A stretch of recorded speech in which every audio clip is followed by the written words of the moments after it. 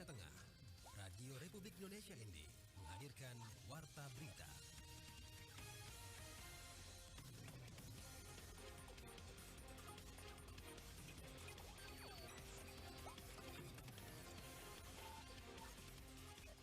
Selamat pagi saudara, Anda mendengarkan Warta Berita edisi Jumat 15 Desember 2023 dengan Sari Berita. LPP RRI ND tekan kerjasama dengan KPUD ND. Dewan Kesenian Manggarai Barat akan melaksanakan workshop pemilihan Duta Pariwisata. Bersama saya Leli Kara, kita ikuti segera berita selengkapnya.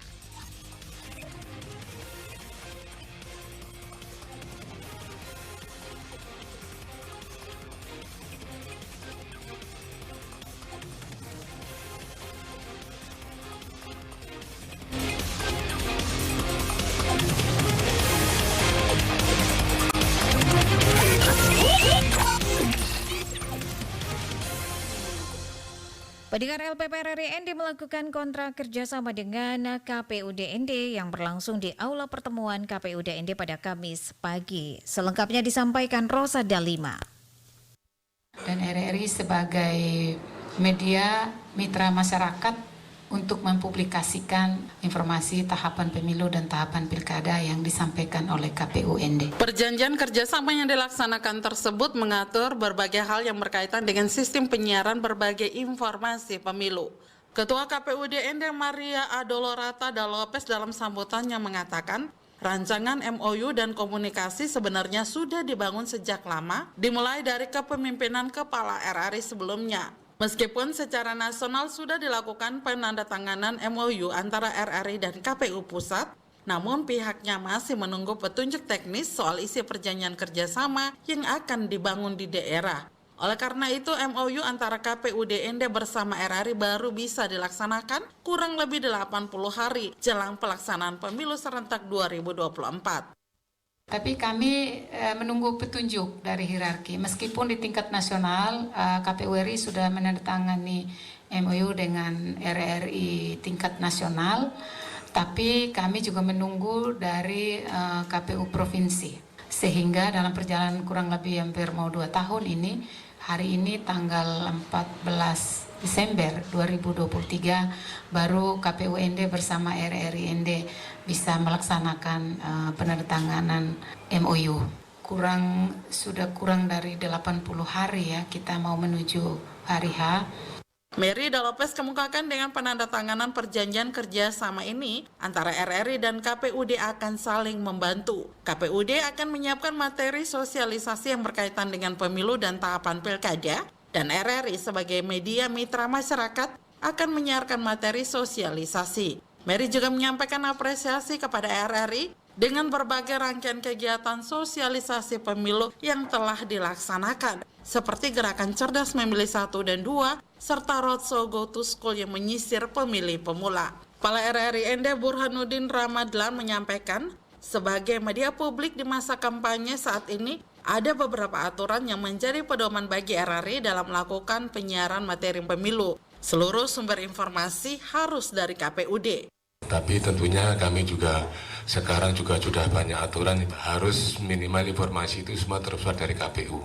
Jadi kita harus hati-hati aturan-aturan mana yang kita akan sampaikan ke masyarakat. Tentunya berbasis dari KPU. Kepsta Burhanuddin menambahkan RRI selama ini sudah ikut berperan dalam sosialisasi pemilu melalui berbagai program siaran seperti Filar, iklan layanan masyarakat, dialog interaktif, dan pemberitaan. RRI ND Rosa Dalima melaporkan.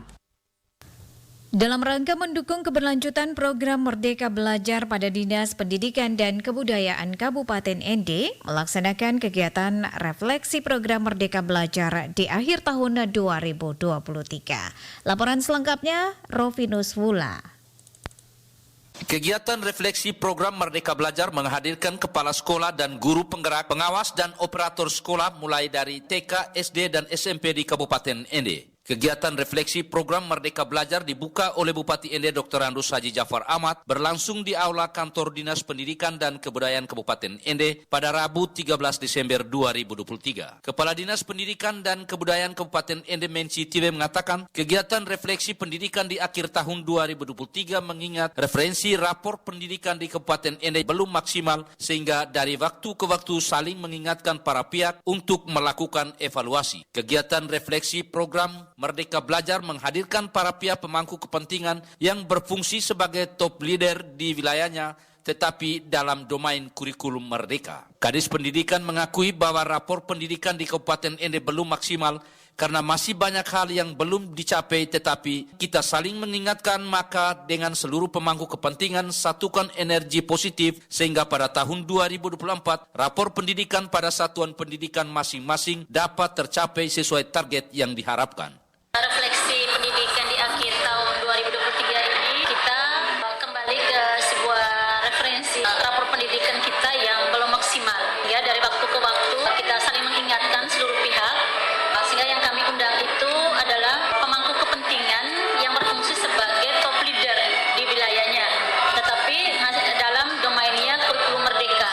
Yang kami undang itu adalah Ketua K3S, Ketua Rayonnya dan Ketua Gugus, Sekolah Penggerak, guru penggerak, pengajar praktik, fasilitator, dan juga pengawas, dan juga manajemen. Ini adalah sebuah tim besar keberhasilan pendidikan di Kabupaten Ende ini untuk kita dari waktu ke waktu, untuk kita mengingatkan bahwa belum maksimal, masih banyak hal yang belum dicapai. Kadis Pendidikan mengatakan bahwa dari hasil refleksi, khusus literasi untuk sekolah menengah pertama sudah membaik. Demikian juga dari inklusivitas baik dari tingkat SD maupun sekolah menengah pertama sudah baik. Termasuk indeks kepuasan untuk tingkat sekolah dasar sudah sangat baik. Kadis Pendidikan mengharapkan dengan ditingkatkan standar kompetensi guru di masing-masing bidang literasi dan numerasi, dampak akan terlihat di rapor pendidikan sehingga melalui kegiatan refleksi, masing-masing guru dapat mengetahui dan membagi pengalaman keberhasilan dan prestasi yang diraih kepada guru atau sekolah-sekolah lain yang ada di Kabupaten Ende. RRI Ende Rufinus Pula melaporkan.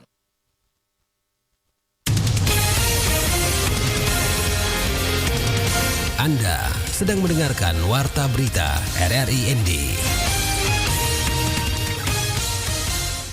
Sebagai salah satu upaya meningkatkan minat generasi muda untuk memperkenalkan pariwisata di Labuan Bajo, Dewan Kesenian Manggarai Barat melaksanakan kegiatan workshop Duta Pariwisata Manggarai Barat pada hari Jumat 15 Desember 2023. Selengkapnya disampaikan Veranda Garus.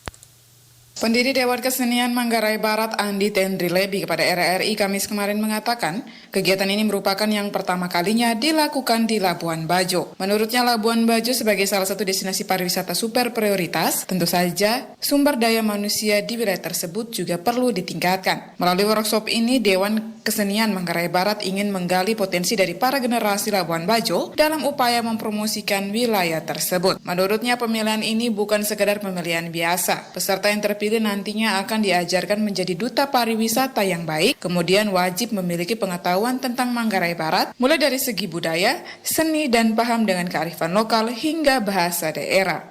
Tahun 2024 insya Allah, Dewan Kesenian akan melaksanakan pemilihan duta pariwisata.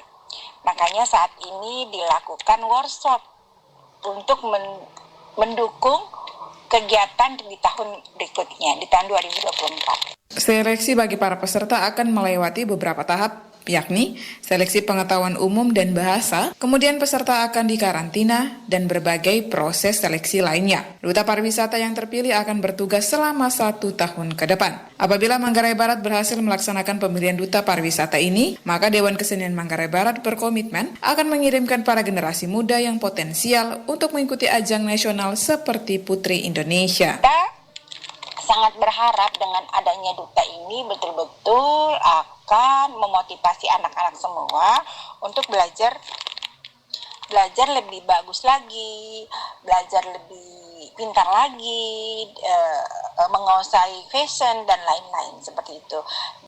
Pada kesempatan itu dirinya meminta dukungan dari pemerintah daerah maupun lembaga terkait sehingga Labuan Bajo bisa memperkenalkan generasi unggul daerah hingga tingkat nasional bahkan internasional. RRI ND, Veranda Garus melaporkan.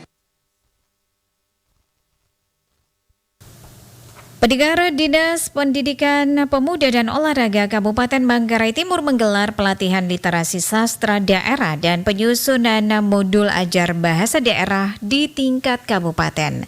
Lady Badin melaporkan.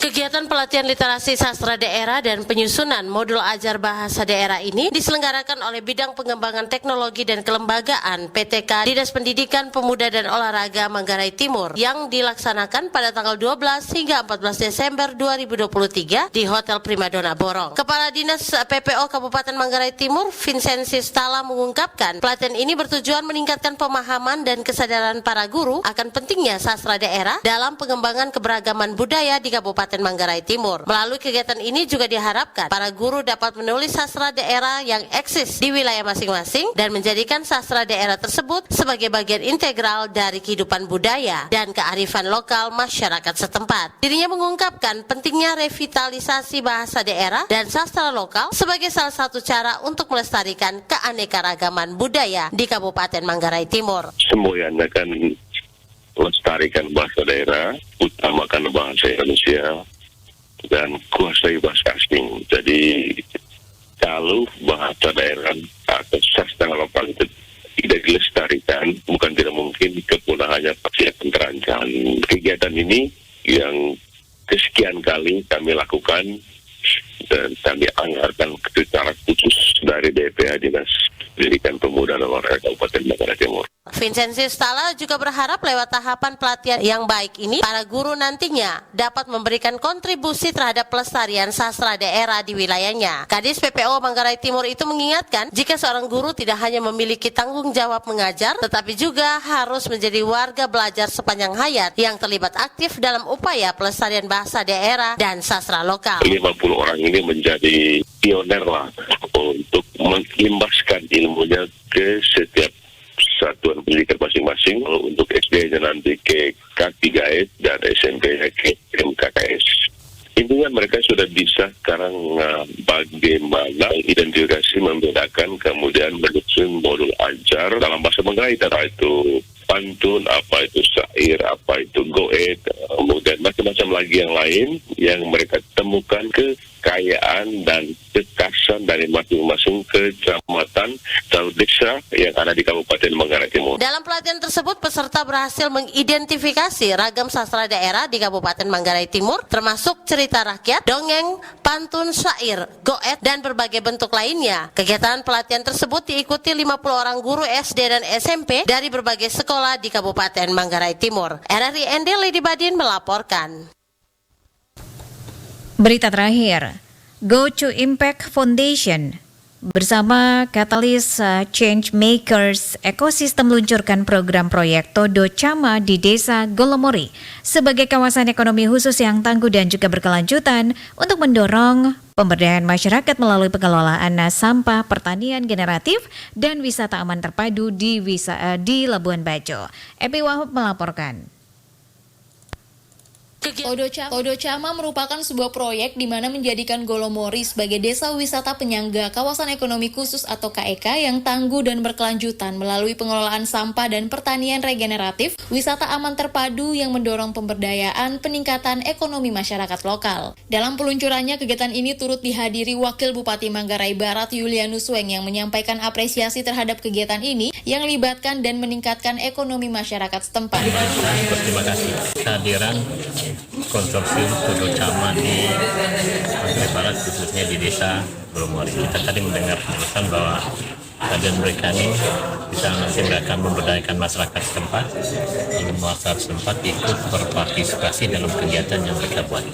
Jadi tentu harapan kita nantinya bahwa dengan melalui partisipasi pemberdayaan ini maka akan meningkatkan ekonomi masyarakat. Nah, ini kan tentu sejalan dengan pendekatan kita partisipasi bahwa setiap pembangunan pariwisata itu akan bermanfaat bagi masyarakat. Sementara itu, perwakilan konsorsium Todo Chama, Jeffrey Ricardon, menyampaikan Todo Chama ini memiliki konsep kolaborasi dan cooperation yang melibatkan partisipasi masyarakat secara aktif dengan tahapan proses edukasi, pelatihan, pendampingan dengan tujuan kapabilitas dan pengembangan ekonomi dengan 4 4 pilar berupa pengelolaan sampah, pertanian, wisata aman terpadu, dan pendampingan hingga terbentuknya agrowisata di Desa Golomori. Konsep kita adalah kolaborasi dan cooperation. Jadi dalam artian semua yang kita laksanakan ini tidak hanya sekedar pendampingan seperti sebuah program seperti biasa. Kita akan ada proses komunikasi dan kolaborasi di mana masyarakat itu akan aktif berpartisipasi dalam kegiatan dilaksanakan. Nah, prosesnya itu bertahap. Gitu. Jadi mulai dari edukasi, terus nanti juga akan ada training, pendampingan, dan juga nanti paling penting adalah gimana caranya tuh penguatan kapabilitas dan juga pengembangan ekonomi. Di kesempatan yang sama, Varian Griandi, Head of Marketing and Communication GoTo Impact Foundation menambahkan ada 3 hal yang membedakan proyek ini dengan yang lain. Adanya kolaborasi multi-stakeholder dari konsorsium dan pemerintah, kedua co-innovation dari konsorsium, pemerintah, dan masyarakat, dan ketiga adalah dampak ekonomi, bagaimana ada pasar untuk penjualan dari hasil akhir kulturnya. Mungkin yang saya bisa tambahkan ada 3 hal. Satu itu adalah kolaborasinya di sini multi-sector stakeholders. Nomor 2 adalah co-innovation atau berinovasi bersama. Nah, nomor 3 itu adalah dampak ekonomi yang diberikan. Jadi ujung-ujungnya kita juga memikirkan bagaimana ada pasar untuk penjualan dari hasil agriculture-nya. Proyek percontohan bertajuk Todo Chama yang diluncurkan Katalis Chainmaker Ecosystem atau CCA yang diinisiasi oleh GoTo Impact Foundation atau GIF. Proyek ini dijalankan oleh konsorsium Diverse Clean Action, Karma Bumi, Kole Project, dan Sky Volunteer atau Sinersia. Dan proyek percontohan ini didesain agar bisa diadopsi dengan mudah oleh destinasi wisata lain yang berdampingan dengan KEK.